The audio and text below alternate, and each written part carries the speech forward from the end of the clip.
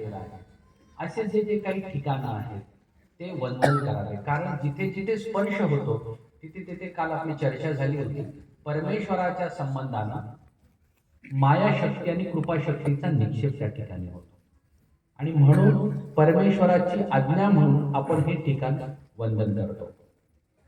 म्हणून असं म्हणायचं नाही आम्ही देवाला गेलो. कुठे गेलो? स्थानवंदन करायला चाललो. बऱ्याचदा बरेच लोक म्हणतात तुम्ही कार्यक्रमाला आला.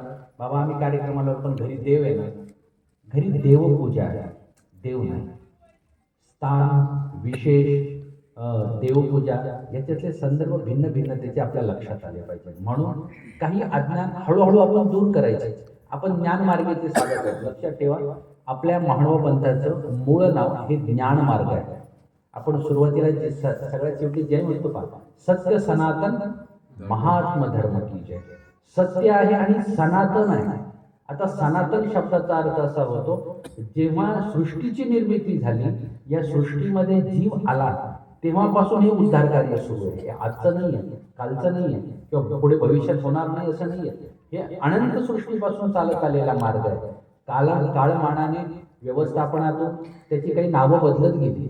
जसं नागदेवाचार्यांच्या संपर्कातून याला भटमार्ग म्हटलं जाऊ लागलं, महात्मा मार्ग म्हटलं जाऊ लागलं. ही वेगळी वेगळी नावं आली.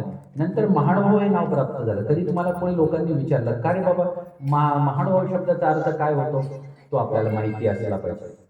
महानुभाव शब्दाचा अर्थ होतो महान अनुभव बल तेज यशस महानुभाव. ज्याचा अनुभव ज्ञान बल आणि तेज हे महान आहे. म्हणून श्रीमद भगवद्गीतेच्या दुसऱ्या अध्यायात गुरुनी हत्वा ही महानुभावानाचा शब्द आहे. तिथे महानुभाव हा शब्द श्रेष्ठ पद्धतीचा मार्ग या अर्थाने व्यक्त केलेला आहे. म्हणून महानुभाव शब्दाचा अर्थ होतो की ज्ञान बल तेजाने युक्त असलेल्या लोकांचा समूह.